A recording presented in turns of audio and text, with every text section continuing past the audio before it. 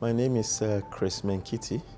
I'm a senior partner in GCG, a specialist geotechnical consulting firm in London, UK.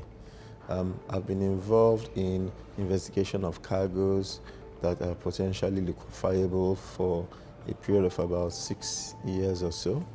Initially with iron ore finds, where I was involved in some of the research work that eventually led to the iron ore finds schedules, and then later with bauxite and the Global Bauxite Working Group. Since then, I have also participated in some legal cases involving cargoes and their interaction with water and air. Liquefaction of cargoes in particular, it's a very complex problem. You have the cargo, which is partially saturated usually, meaning that there's a mixture of air and water in the pores.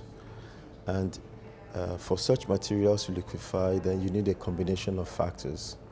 The primary factor, in my opinion, would be the density of the cargo.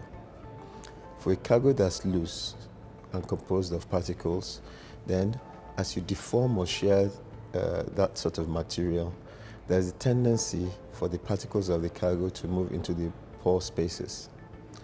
If at the same time the pore space is filled with water, then the water in the pore space gets compressed and the water pressure rises.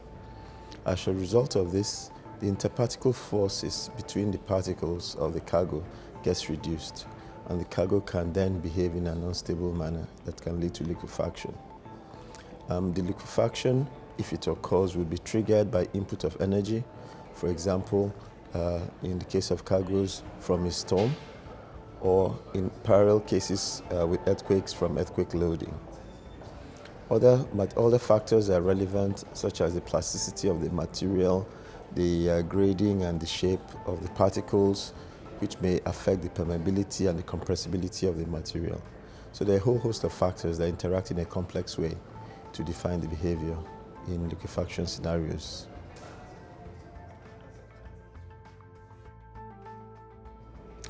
Yes, assuming that the cargo has been loaded and tested adequately, then in principle liquefaction should not occur, because the IMSBC code, which governs the loading and handling of such cargoes, is aimed at screening out the risky cargoes.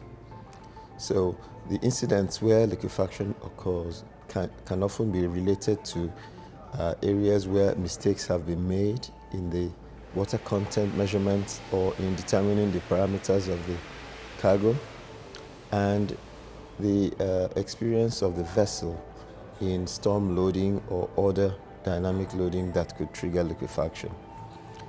In most cases, the rule of law has not been followed, in that the prescribed IMSBC code processes have not been followed or have been falsely declared.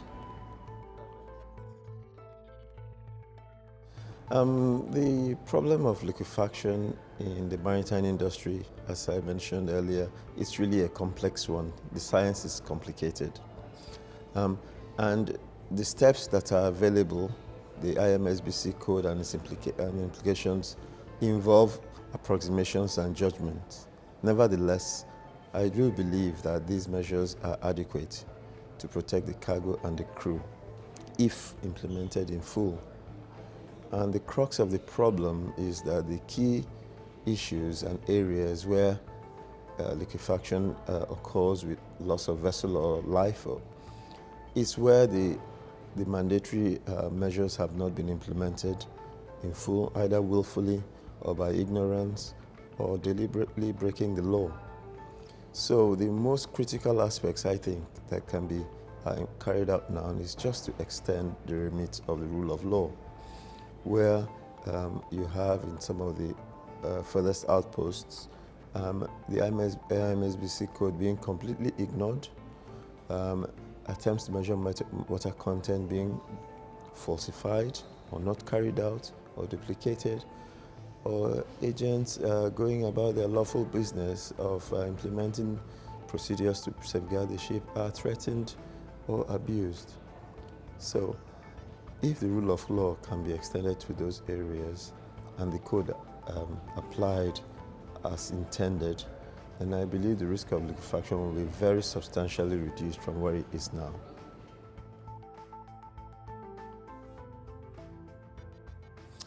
These are political challenges, and some of these areas are isolated outposts governed and controlled by rebel groups or armed gangs and beyond the remit of the competent authorities or the legal government.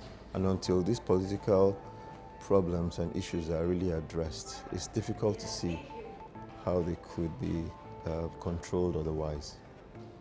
I suppose it's, in broad sense, it's a societal problem rather than a problem related solely to this topic of liquefaction.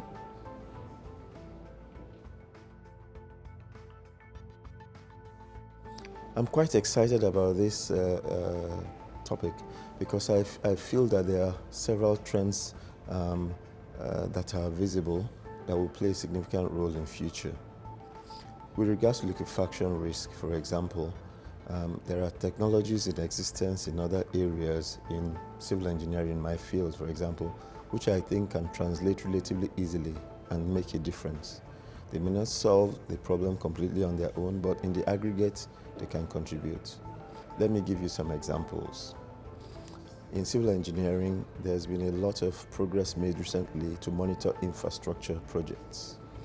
The background thinking behind this is to try to implement the same philosophy you have with aircrafts and modern cars, where sensors installed in the vehicle or the plane can tell you about the condition of the vehicle at any time.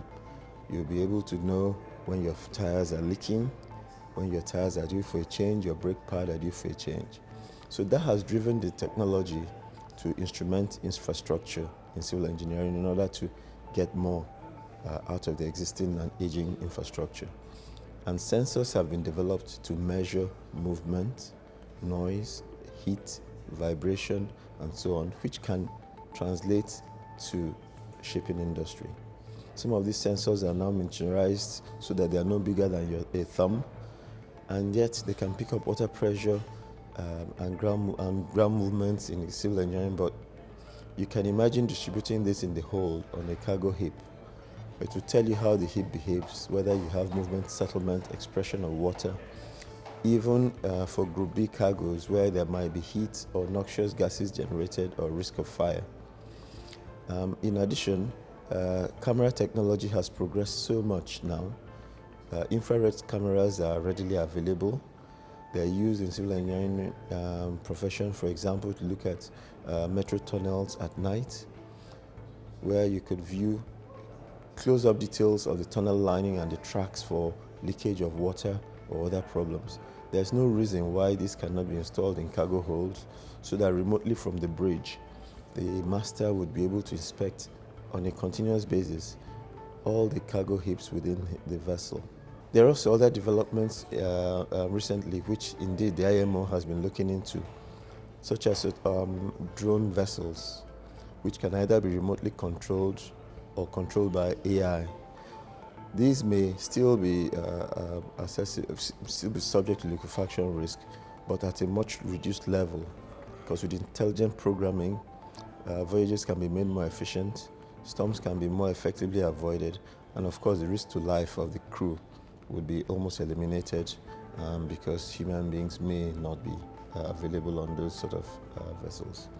So these are some other developments, such as the techniques that are available for measuring water content measurements using, for example, electromagnetic techniques are in principle available but need to be developed and calibrated specifically for cargoes.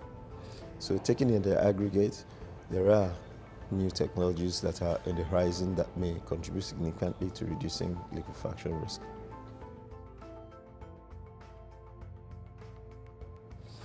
I think these sort of events are really very useful because there is a risk in our industries of working in isolated silos.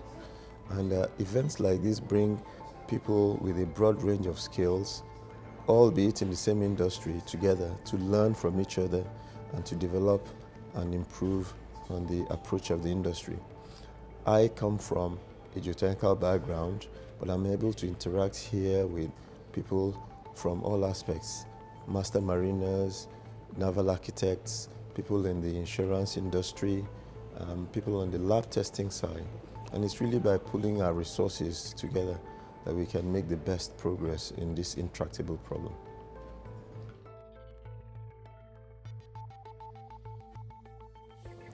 I think the interaction and networking in events like you have organized here today are very helpful.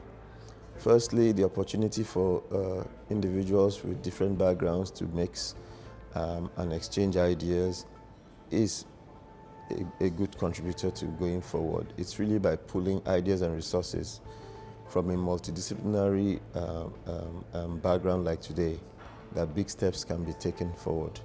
I have a personal interest in research into liquefaction related issues because of my geotechnical background. And here I'm able to talk to master mariners and drill into their specific experience of problems. I'm able to speak to lawyers on the legal aspects and what is and what is not feasible and where responsibility lie. And it's really by combining those sort of experience and conversations that I can see how best I can contribute towards this problem, and finding areas of common interest where I can pursue my personal research interest in this issue.